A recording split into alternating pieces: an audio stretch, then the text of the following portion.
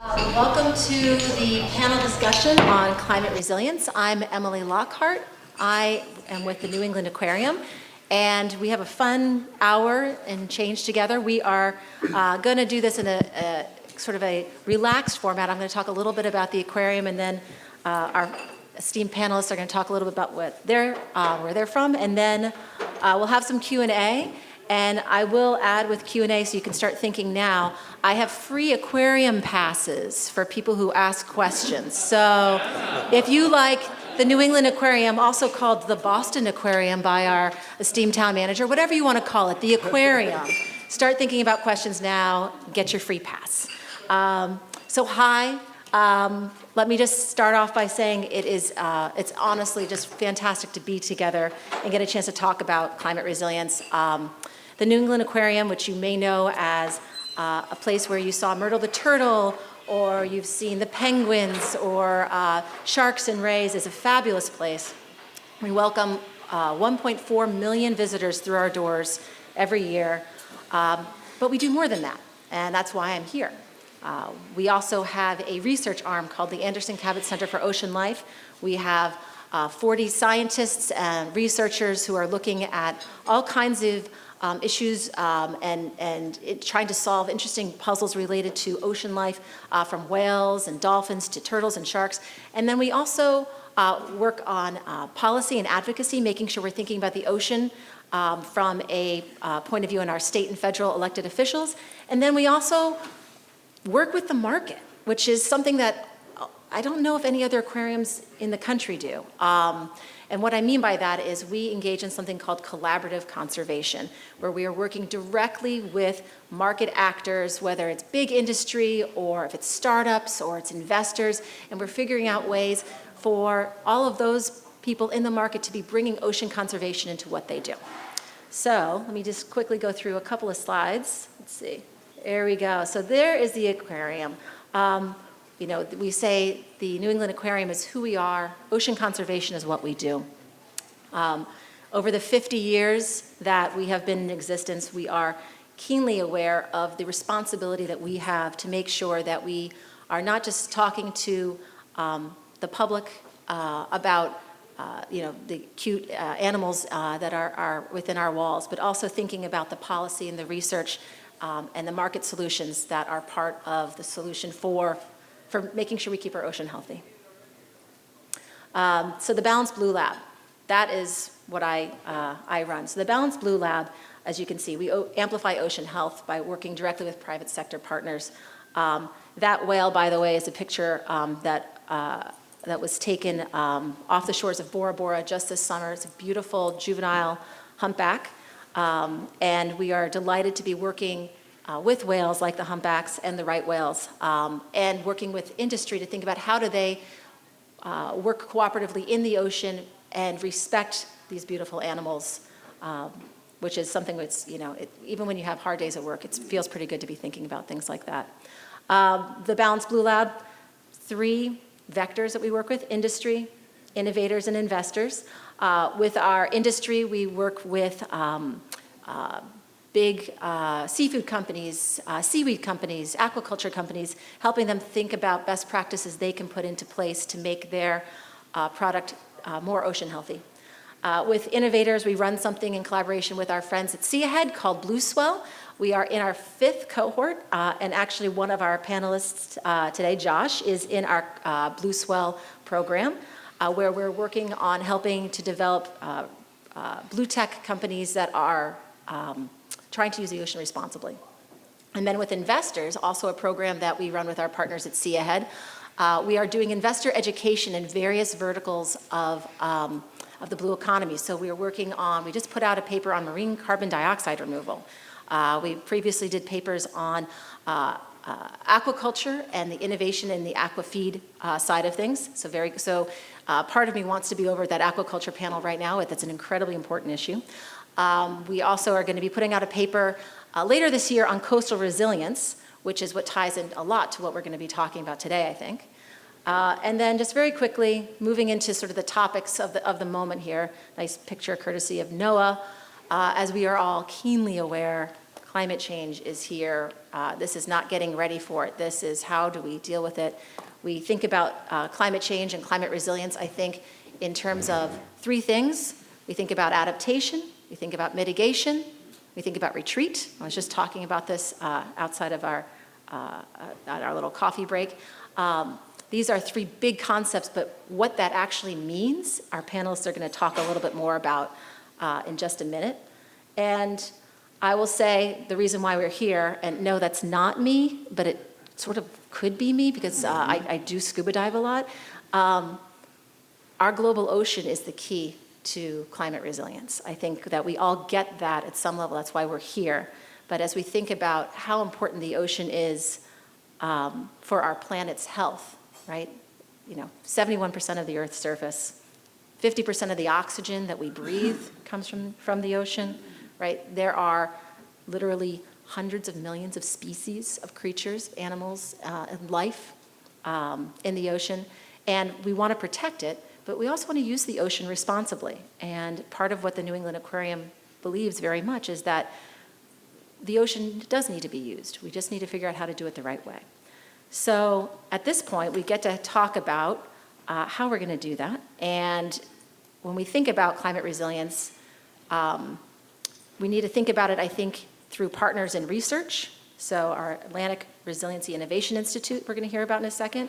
And then thinking about market solutions as well. So whether we're thinking about better environmental monitoring, data collection and prediction, which is what Coastal Measures does, or we're thinking about how do we reduce greenhouse gases, right, which is our number one contributor.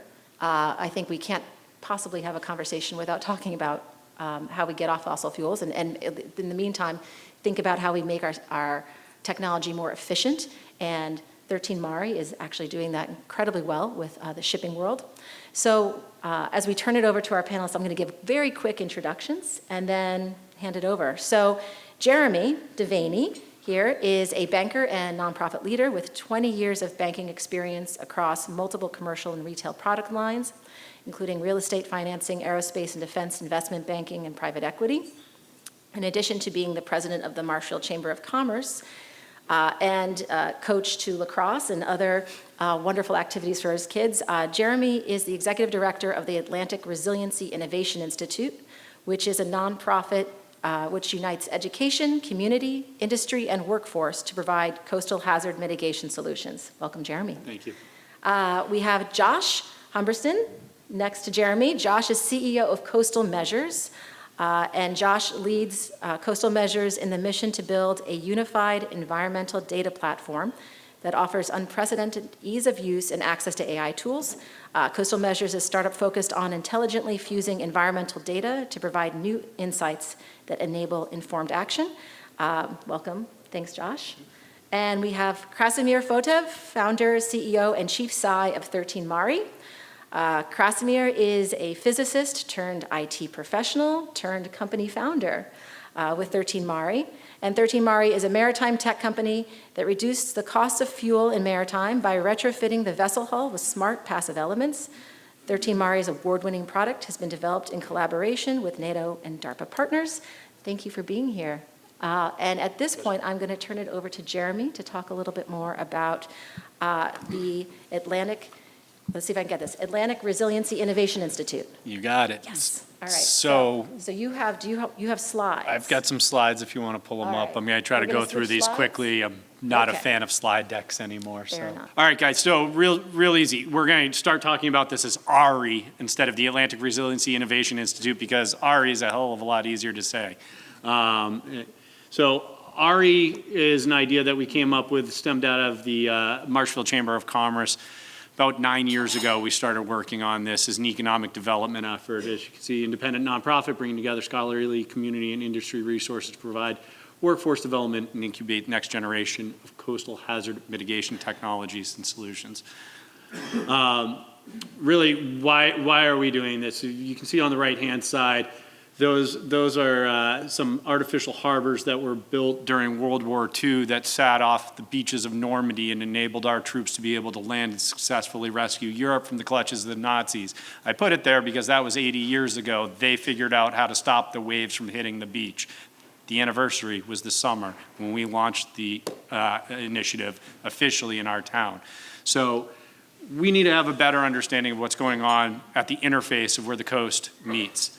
And right now, we know that that's a $50 billion solution set in Boston and $50 billion in New York in terms of total addressable market. So you company leaders out there, you're chasing a big TAM. There's lots of value to be had here, and there's lots of reasons to try to bring that back to our community. The other interesting thing to note is down at the bottom, how many communities will we reach? We're really focused on a regional solution here. And when I say solution, the solution is creating an industry. We're not talking about one specific solution that we're going to deploy or one technology. This is going to be a place where we stimulate a marketplace. We want more solutions in the market because when our community, Marshfield, went looking for solutions, we were told that there was nothing appropriate for the Northeast.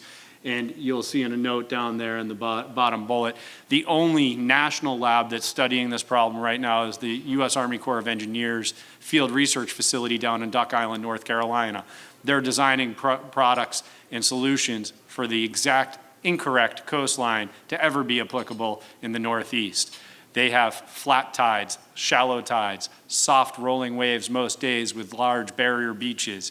We have communities stacked on our coastline with no room to maneuver and sharp tides with big elevation changes, so we're vastly different and we need to come up with our own solutions here. We're located in Marshfield. About 50% of Marshfield's economic base is within half a mile of the coastline. If we decide to retreat from the coastline, our town's going to be wiped off the map. So it's very important to our community. If you look at the reason of existence, though, we're trying to start a new industry. South Shore has largely become a bedroom community for the city. We're 20, 23 miles outside of the city, but it can take any of us up to an hour, hour and a half to get into those city jobs. Those big brains deserve to have a better work-life balance. And as chair of the Marshfield the Marshfield Chamber of Commerce, I wanted to see more jobs come to our town. During COVID, we saw a lot more of our community members wanting to spend time in town and find ways to enable that. So we had big brains wanting to spend more time in town, and we didn't have the jobs yet. So what can we have those big brains do? We stood up a lab. We've got a parent organization, ARI. We've got a coastal academy run by Jeff Granatino on the back, trying to take a picture of the sign. Jeff is the former superintendent of the Marshfield Public Schools. He's recently retired from that role during the summer and come on full-time for us to run our academy program as we're standing up.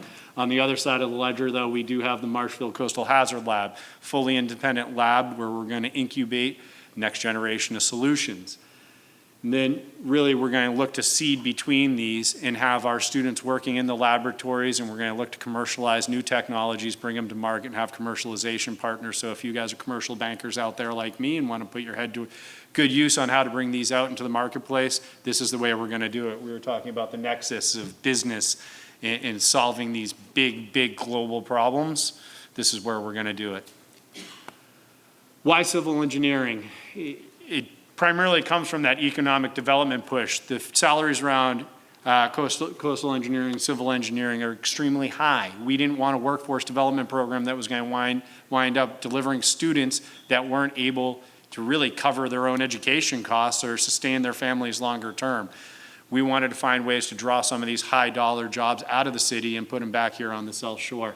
So we decided to focus on civil engineering also, though, because it provides us real tangible results on the mission that we're set here to solve the coastal hazard problem.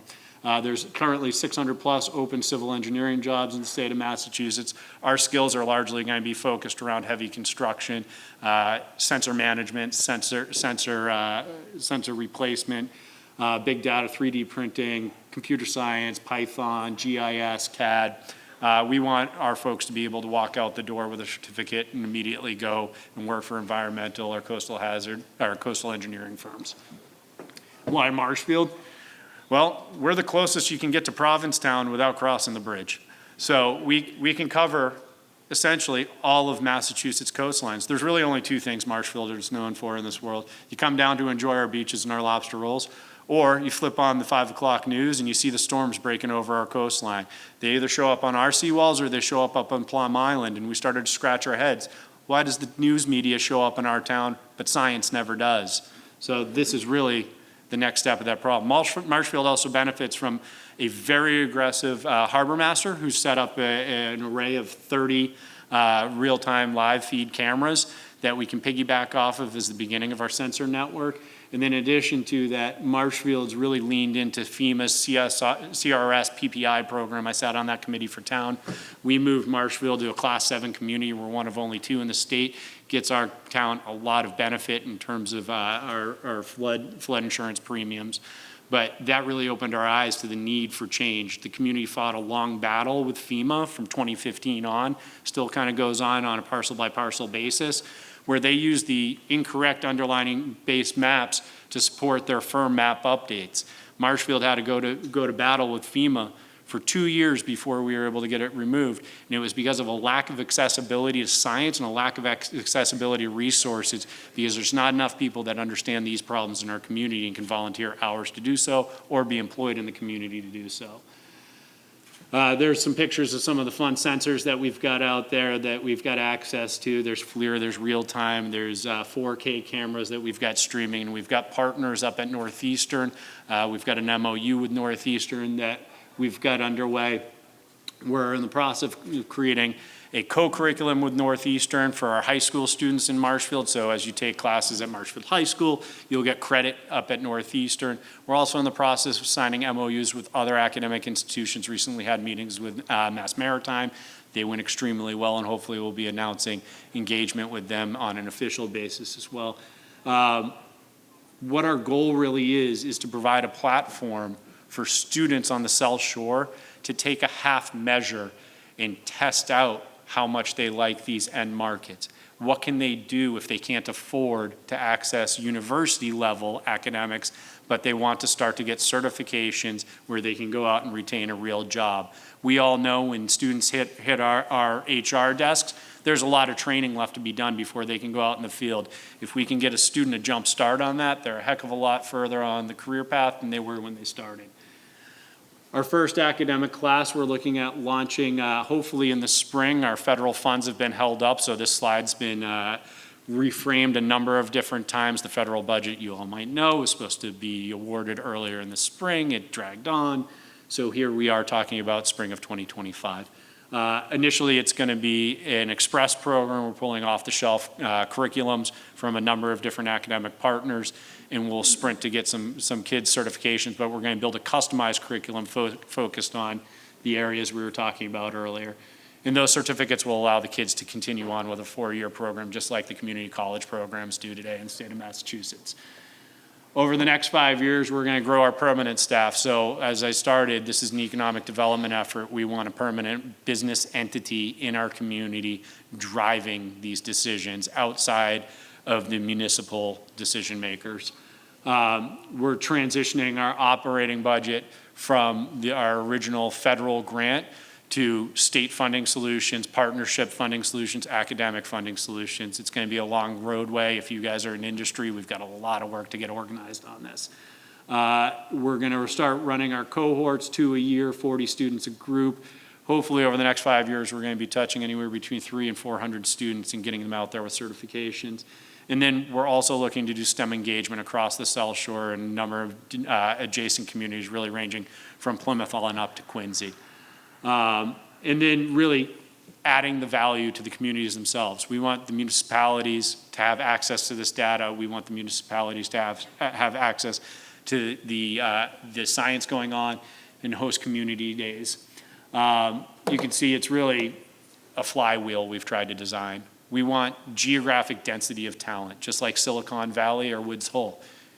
Investor dollars know where to go when they want to seek out new solutions because there's that density that draws the money and helps us commercialize these new solutions and get them into the marketplace so that genius guys and gals can go out and do really, really interesting things once we give them the jump start. So hopefully there's a heck of a lot more companies popping up like the 2 next to me, and in 5 years when we look back, this room will hopefully need the whole entire room next door so we can talk about how amazing our industry is. But that's all I got. How can you become a partner? I'm sorry, guys. Big thing, internships. we need to place our students at the end of our workforce development program. So if you have open requisitions for interns or tier 1 employees, those folks that are getting on the bottom rung of your ladder, those are conversations we need to be having today. We've got an active pipeline of students that are going to be looking for positions. Industry connections, that's obvious. We need to get our industry organized. Guest speakers and instructors. We want to create an environment where we can take those ideas and those new solutions out of the ivory tower of academia and put them in the hands of implementers and actuators at the ground level and put them out into the real world and stop talking about it in theory. And then funding support, board level guidance, and future IP commercialization opportunities. That's really where the rubber is going to meet the road. The more diverse the marketplace for solutions, the more real opportunity we have to implement and make change. So we're hoping to work with you guys so that we can secure the future for our communities and hopefully change the story and of outcomes for the South Shore. And with that, I'll turn it over.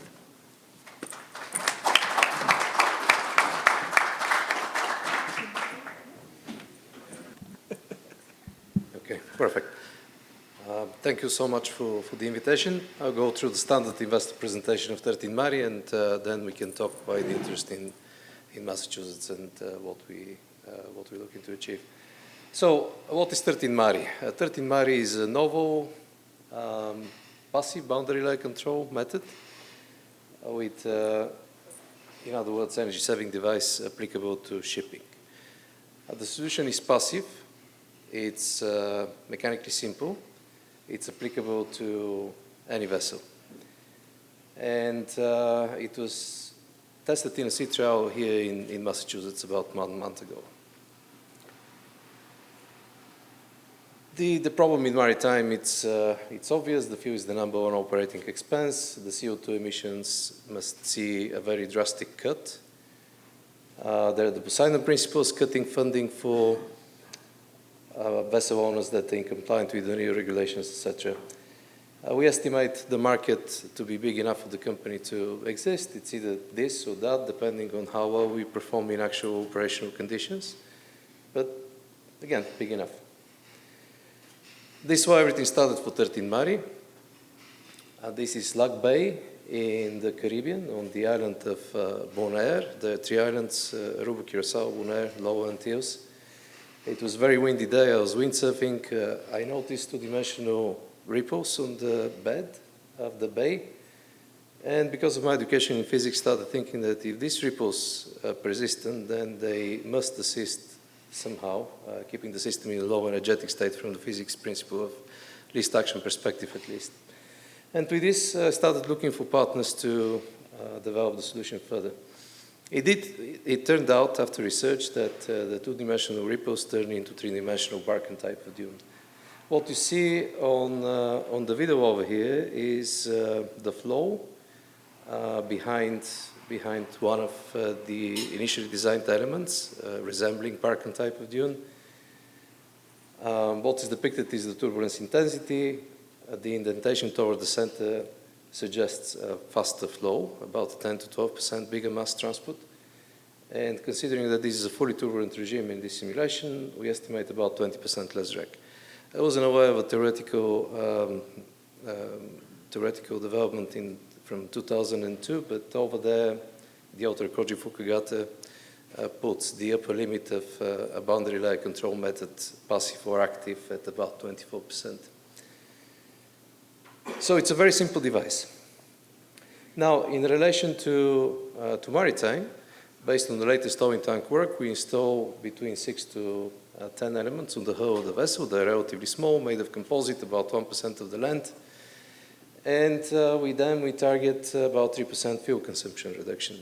Now, based on the sea trial that we did in Marshfield in September, it seems like we should be updating the fuel consumption target. Again, the simplicity of the solution is there. It can be done in hours. It's seen as a very low-risk retrofit from the vessel owners, and it's also a very low-risk retrofit from 13 Mari perspective. So what do those 3.5, 3.7% translate in terms of monetary savings? For this vessel, the savings are around $800,000 per year. And the company is operating at a very good gross margin. Now, if we compare 13 Mari to the other solutions out there, it's also obvious that the simplicity is a good thing. We can provide savings with very low return of investment to the vessel owners. About a month and a half ago, we became aware of actual expenses. The figures that you see on the slide are coming from Lloyd's, but those estimates. So we became aware of actual expenses that were incurred by the vessel owners implementing other energy-saving devices. And it can be that 13 Mari can place the product at about 2 years of return of investment to the vessel owner without any particular problems for the adoption. This is us. Over here in the room we have Bernie Heine. He's US Merchant Marine Academy graduate and advisor to 13 Mari. I should mention on the slide Gaston Petruccieri. We work very closely with Gaston. Will Sykes, the technical person with which will do the first installation of container carrier in January. We have people all around the world. Javier is based in Madrid, which was very good for us when we were doing the towing tank work on the container carrier. I should also mention Judith. She is from Massachusetts. This summer we started a scientific advisory board. Howard A. Stone from University of Princeton is on the slide. There are other people that were not added to the slide, but are equally important. For instance, Professor Ching from Strathclyde. She specializes in computational fluid dynamics simulations. Associate Professor Tran from University in Singapore.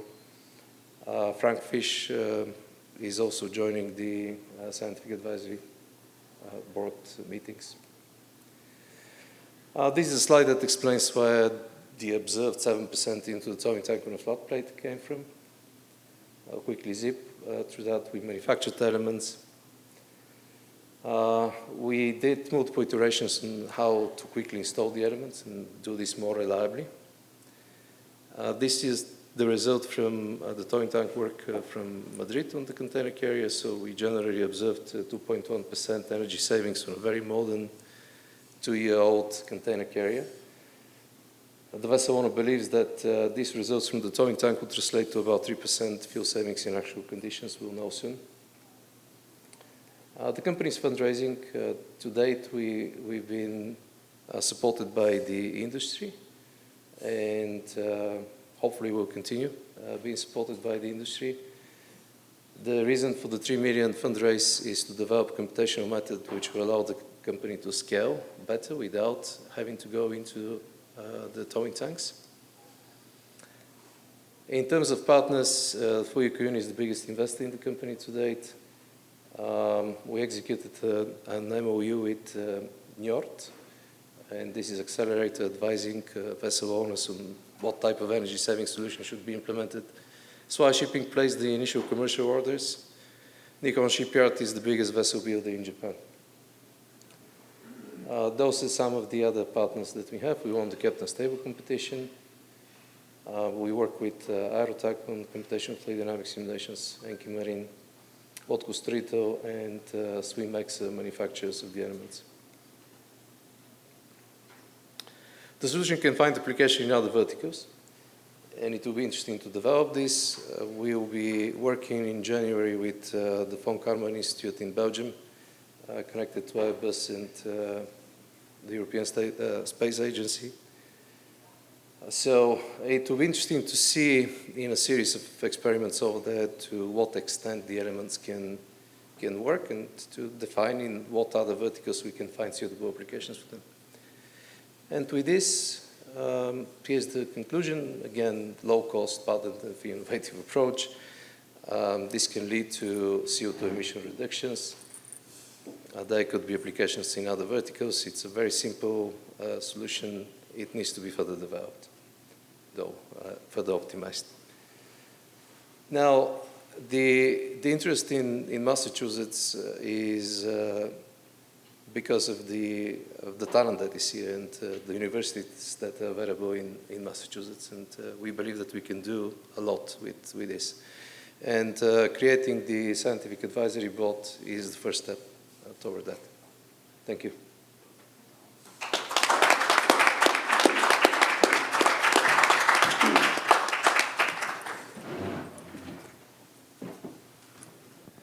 All right, thank you. So my name is Josh Humberston. I'm founder and CEO of Coastal Measures. Jeremy gave a great intro because after I finished my PhD in coastal oceanography, looking at the physics of what happens along our coast, I went and worked for the U.S. Army Corps and Engineers R&D Center, their Coastal and Hydraulics Lab field research facility on the Outer Banks, North Carolina. And as he mentioned, this is the only place nationally where we're doing physical research on the physics specifically supporting coastal resiliency from a federal standpoint. And there's a number of reasons we need to do this. Just a few up here. Coastal regions support the majority of the global population. I think NOAA estimates up to 70% of the global population lives within 200 kilometers of a coastline. It supports the massive majority of our economic development and income and GDP. It's also relative to defense. All of our naval yards are on the coast. Central to critical infrastructure, and increasingly we're also looking at it as a source of energy. Wave energy, tidal energy, and coastal wind power. So there's no shortage of reasons, and yet I would argue as a coastal scientist that we still really struggle to understand the language of these environments and exactly what it means. As a prime example of that, I was down on the Outer Banks of North Carolina in 2018, I believe, 2019, when Hurricane Dorian hit. This was a huge storm. I had to evacuate the island, head inland. And as we can see here on this chart on the right in blue is the prediction that existed at Cape Hatteras for what the water would do. This was a simple tidal model, and as you can see by what actually happened in the green, we severely misinformed the public as what would happen to the water level by oversimplifying the model here. So what happened was there was extreme flooding, millions of dollars in damage, people lost their homes, their boats, their vehicles. And I'm not saying that we could have avoided this, but we could have provided better information. I alone, during my research, had developed a model that using local weather data was able to significantly increase the NOAA predictions, using local data at a small fraction of the large regional scale models, but with much greater precision at the local level. And so here I am today. I've now gone into working for Coastal Measures and providing that data for users as a data for decisions sort of framework here. And so everyone knows it at this point, the environment is speaking, and coastal environments are incredibly at risk to climate change. We have rising sea levels, but this pairs directly with increased storm intensity and increased storm frequency. We've been seeing that on the East Coast alone. High tides paired with rising sea levels paired with large hurricane and nor'easter events, and we have unprecedented number of flooding events even on sunny days in the Northeast region, which we think of ourselves not as susceptible as much of the Southeast, the Carolinas, Georgia, and Miami in those areas. We'll see what happens here. Yeah. Yeah. I'm sorry, yeah.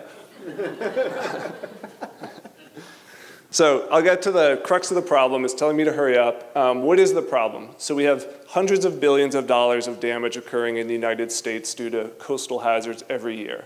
We should be able to understand these. We have thousands and millions of sensors already in the field, but why don't we understand what's happening? Well, because most of this data is collected by sensor manufacturers who store their data on proprietary servers and formats, and it makes it very hard to do things like predictive analytics, AI, and all the data science that we need to forecast these events before they happen. And so what Coastal Measures is doing is building a platform called Cumulus. The idea being that it is a cloud-based platform that brings data together into a standardized format and from many different sources so that you can actually provide those AI analytics to end users in a usable way. So if you're interested, for say, in coastal resilience, we're building a coastal resilience dashboard that brings multiple different sensor modalities into one dashboard so you can go there and look and assess the coastal resilience topics that should be of interest to you in your area. Is it coastal flooding? Is it wave energy that's driving erosion? Do you have harbors that you have hazards to navigation for your vessels coming in and out? Those are different problems, but one dashboard that provides you insight into all those can be really powerful in my mind without being a coastal scientist or data scientist. So I'll try to hurry up. I want to give us time for some questions here. What does this let us do? Data fusion lets existing public data do more. So working with NOAA data, we've now grown that research I had done many years ago and published on into a national flood forecast model. That if we go to that flooding event during Hurricane Dorian, you can see the AI forecast down there on the bottom in red. We would have captured that flooding event almost perfectly and given people good guidance down to the hour of when it would have occurred. We can also pair new sensors with capable analytics to make data more powerful. We're working with existing hardware providers to take their data from their instruments and put it in a unified platform where you can visualize it and fuse it with other data types.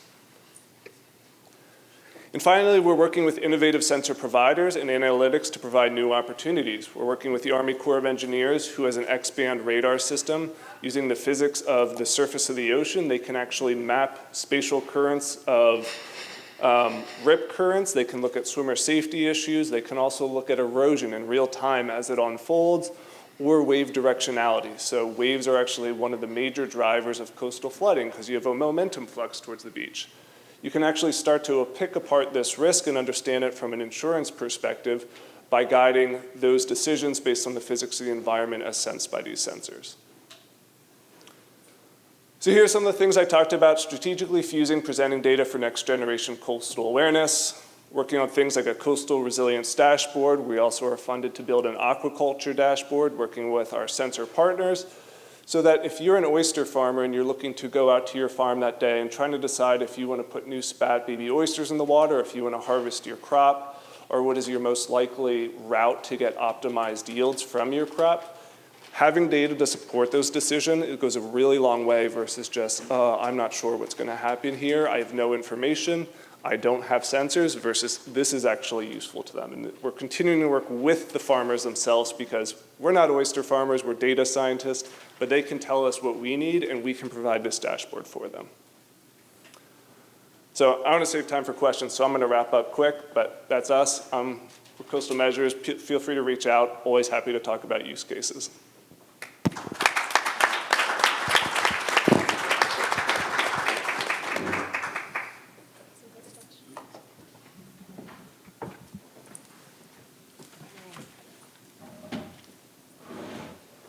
All right, thanks very much to our panelists. That was fantastic to hear a little about it. Now, here's how I think this will work. I'm going to start with one question just to get things going, to allow the audience a little more time to think they have another question. When you do, raise your hand. I will come to you. Give me your business card, and I will get you your admission to the aquarium if you'd like it.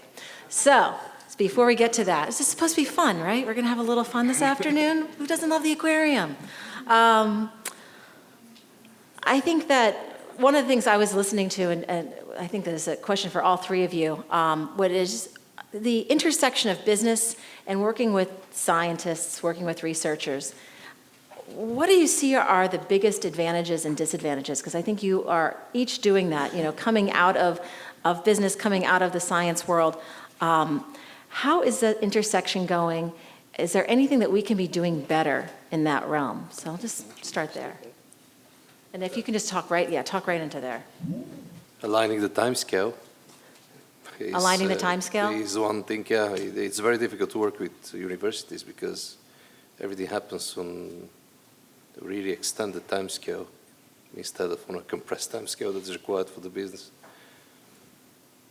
Yeah. Yeah, and I'll add to that I think what we often forget about in resilience is accepting that we've already have an issue on our hands. There's already a challenge to face. So while we should continue to do things like reduce greenhouse gas, we're facing a challenge. And so going from academia and research and getting that technology out into the real world where they're already suffering the consequences of climate change is key. So lining up the different public industries, academic institutions, and government funding to get these things in place now, where we're starting to see the result, is key. And so I think it's really, to answer your question, about communication is what I think we can do better. We tend to silo ourselves. We don't always speak the same language, but if we talk more, we can work past that and get on the same page. Yeah, I would agree with both the prior answers. I think my experience so far has just been the lack of organization within the industry when addressing these crises, or these larger scale problems. There's a lot of ideals that seem to come wrapped around these rather than talking about pure solutions and the impacts that those solutions can have on the communities. I think people get lost in some of the altruistics and really need to think about how we can have impact and effect on our populations today, and that our populations today really do need solutions. So rushing those to market. The other piece is we need academia to really align and understand the business case, how these products act and get deployed in the real world. It's not just an idea that can be put up on the shelf, but how do you see your idea walk and talk in the real world eventually? So the commercialization pathway for those. Great, thank you. All right. I'm coming down to you. Hi. Maybe you can just introduce yourself and then ask the question. Do you have a business card? I do. All right. You can give it to me afterwards, too. All right, so I'm Sarah McCormick. I'm with the Town of Plymouth's Department of Energy and the Environment. So when I look at blue economy, blue future here, I think about lifting up businesses like yours. How can, knowing that we have other universities in the room as well, how can municipalities like Plymouth, like some of the local universities, how can we help your companies, whether it's through implementation or resources, ships to test things on? We're talking about real solutions here. So how can we practically help you, in the near future, try to accomplish, what you're working on? Yeah, thanks, Sarah. As an early stage startup company in the blue economy, I think what's really important for us is testing or pilot projects. So we're looking to work with as many towns and groups as possible to get our technology out there to demonstrate the utility to the people who need to make the decisions, not necessarily to make our quick buck, so that it's more of a long-term plan that the municipalities can understand the power of data in decision making. So I think for us, we're always looking for that opportunity. Opportunity is really powerful. I have to agree with Josh that on the town side, the struggle is really with implementation. When we talk about resiliency, it really is a regional solution. It can't be single community based, right? Water goes everywhere. So if you solve it one place, it's going to wind up someplace else. And this winds up being a tragedy of the commons. You can't allow it to slip through the gaps. So right now, CZM's doing some great work on the problem. They're coming at it with a regional framework for resiliency. Resilient Coasts, if you guys aren't familiar with the program, take a peek at the CZM website. It's a framework that they're going to be trying to drive that will start to narrow down some of the pathways for implementation. But we need towns to really lean forward and be willing to accept some different approaches and think about things really over the long term, instead of this constant rebudgeting every year where we're spending 5 or 10% of municipal budgets on renutrification of sand dunes or adding an extra foot to a seawall here or there. It doesn't solve the problem. It patches the problem. It pushes it forward. And when you start talking about $5 to $10 million per community in the CZM zone, that means our state is spending nearly $500 million a year without solving the problem. So. Yeah, if I can add a couple of things. So the startup is generally a very risky enterprise. So getting any form of support from anybody is extremely, extremely important, especially if it comes from authorities. And this support you already mentioned, we can get assistance in the 13 Mari case, for instance, from local vessel owners to implement the solution so we have long-term observation over the performance of the solution, something that's very difficult to achieve at experimental facilities. It cannot be, really. But in addition to that, just getting support on some of the logistics is also very important, like, for instance, office space. For instance, in 13 Mari's case, we don't have an office, literally, because we are all around the world. But we do need to form a center, and we do need to form a research center, and I believe that there cannot be a better place than Plymouth in Massachusetts. All right, thanks. Thanks, Sarah. Come over here.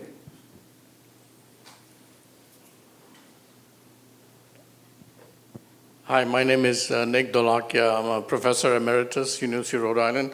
My question to all three of you is, what do you see as the role of good, accurate, affordable digital twinning technologies in both modeling either a small scale, like a particular aquaculture farm, or the entire, let's say, New England coastline or the Carolinas coastline, and in your case, digital twinning of moving vessels as a way of being a lot more on top of things and even ahead of impending problems? Such a powerful question, Nick. If you guys don't mind. So at RE, one of the things that we're trying to accomplish right away with our federal funding is we want to get to a point where we have a digital ocean that allows us, Josh was describing it so eloquently earlier, the models are fabulously inaccurate when looked at a regional or a national scale. The underlying models are just way off base, and you already know this, Nick, that we've got incredible data that's being generated out of the universities that's hyper-local, but there's just no way for the municipalities or for implementers or creators to access that data. So companies like what Josh is doing are fabulously, they unlock value immediately because they allow us to communicate directly with the sensors. They allow us to open up these data sets for other new novel techniques. It's the equivalent of creating, an open source genome, but being able to be very specific and hyper-local and allow municipalities to start making real decisions, allow state legislators to start making real decisions, allow companies to create products that are actually applicable in the environments we're looking to use them. So I think data and data study, big data, AI, all has a very critical role in the future of this industry. Yeah, I totally agree. There is a need, and this is why we are raising money as well to develop this computational method that will allow us to scale faster and so on. But we should never forget that the model may be wrong, and that's very important. After the initial investment into developing the model, this model needs to be corrected and it needs to be pinned to the reality. So it's a R&D process that is never ending, in my opinion. A lot of people forget about that. In a very practical example, last week or the week before that, we had a demonstration from Bureau Veritas Solutions. They were looking to confirm experimental findings, and over there, the wrong model was used. And of course, this verification of the experimental setup was not achieved. So the two things, experimental work and the digital model, they always need to be in sync, and they should be developed together. Yeah, thank you for that insightful question. It's one I think I grapple with myself a lot. I think for a decade we've kind of been on this thrust of throw more compute power at models, they'll get better.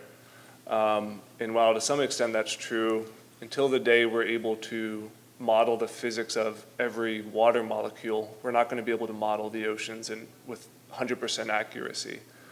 And every time we increase the resolution of these models, the compute that's required to run them is exponentially growing.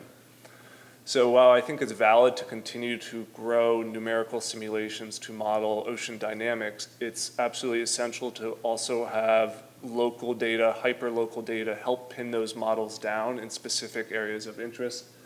Like you're mentioning, I think the observations always need to go hand in hand with the model. I mean, I think it's very overused, but George Bach says all models are bad, some are useful. I do think it's true. Models are never going to be 100% correct, and the problem is we don't know how correct or incorrect they are until we get the data to verify them. So I think there's that really important balance of a digital twin model can be useful, but you need a lot of data, increasingly more data to support that model as you develop it. Great.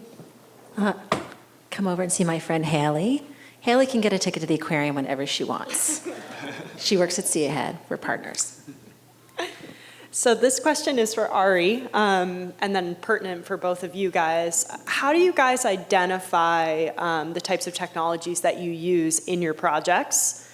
And if you were looking for new or emerging technology, like what would you consider in assessing a company or a piece of technology that then you would procure to use for projects like this? Sure, fantastic question. So at RE, we constantly say that we are technology agnostic. So while we don't pick winners, we want to see incubation of marketplace. So it's really about trying to see how far along a team is, get a sense of what technology they're bringing to the table, see if it's differentiated. Right now, we're really just starting to take inquiries. Our lab is in the process of standing up. We're looking for a science director actively right now while we wait for our federal funds. And then our science director is really going to be a grant application flight controller, if you will, because it's going to be a while before we have our own in-house science team on the ground. So understanding that we are really just a collaborator and a nexus for that fusion process, we want to invite everybody and anybody that's got new ideas to approach the problem to come to us. Let's find a way to move them forward and move them out into the marketplace.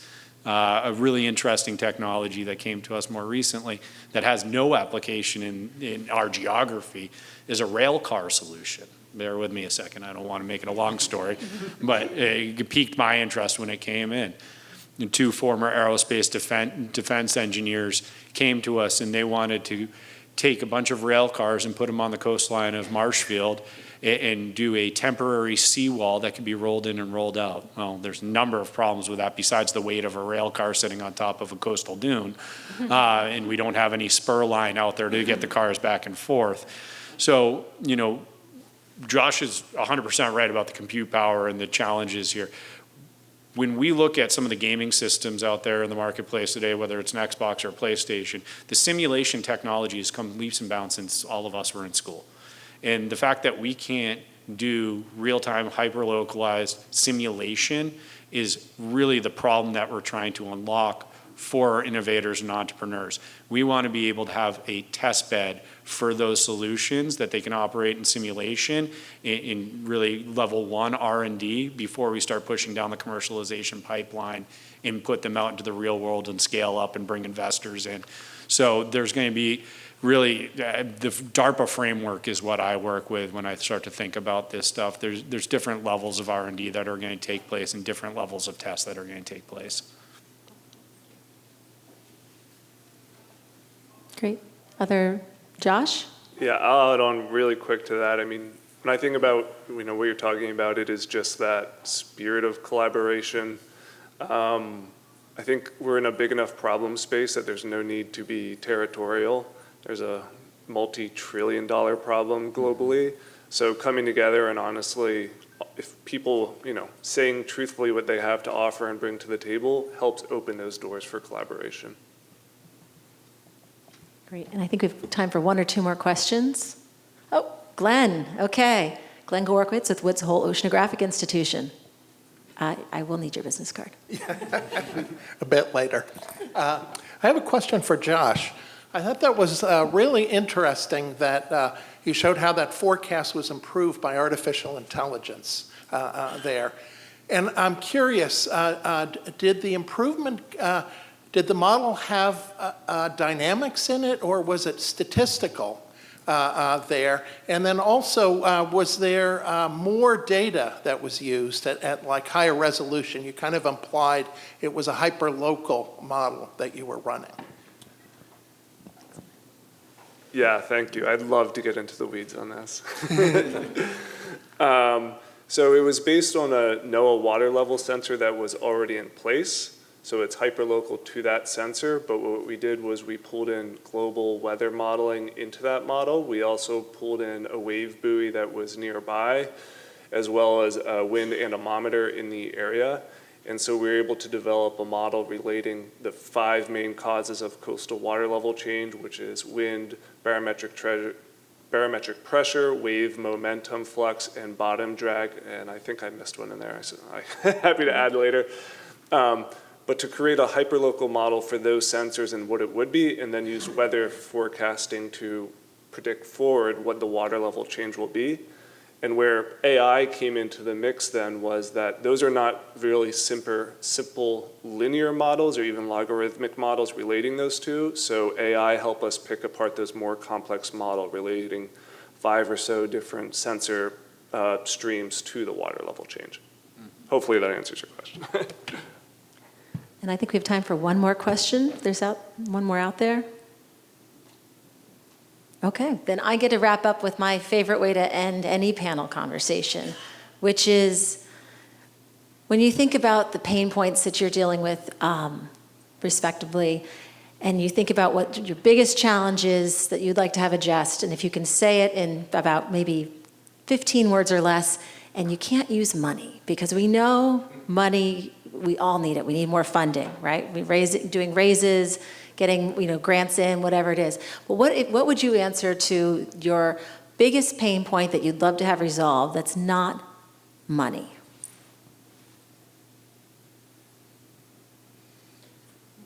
Well, Or you could just say money. That's fine. That's fine. no, it's not just money. Yeah. I mean, Yeah, Crossy, please, you start. let me think about it a bit. The biggest one. Crossy, you're going to wrap up then. You wrap Okay, up. right, All sounds right. Yeah. Josh, how about you start? So you're ready. Adoption of technology and understanding where different municipalities are actually at in their resilience journey. It whole spectrum across the nation, so it's hard to say, here's a product for you, we don't know where you're at, so that's a challenge. Great. I'd say for RE, our biggest problem, and I said it during the presentation portion, is industry organization. I am so hyper jealous of the life science industry in Massachusetts, and will leech every single dollar of scientific equipment I can off of Mass Bio and Life Science Cares and every single other science-oriented entity out there that works with life science. Our industry in the resilience community tends not to be as robust or organized, and that is something that could be a failing, particularly as we look at possible changes down in Washington, D.C. Our industry needs to grow a bigger voice for itself. We need to find out how to articulate the solution set that we're trying to approach. And then more large than that is we need to learn how to protect ourselves from the whims of Washington. Right now, our economy in the state of Massachusetts is heavily levered towards wind. If a Republican takes the White House, we're going to be in an interesting position for the next few years trying to finance those investments. So, organization of industry, we need to get on it.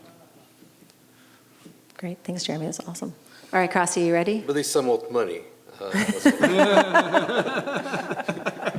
Oh, anyway, finding talent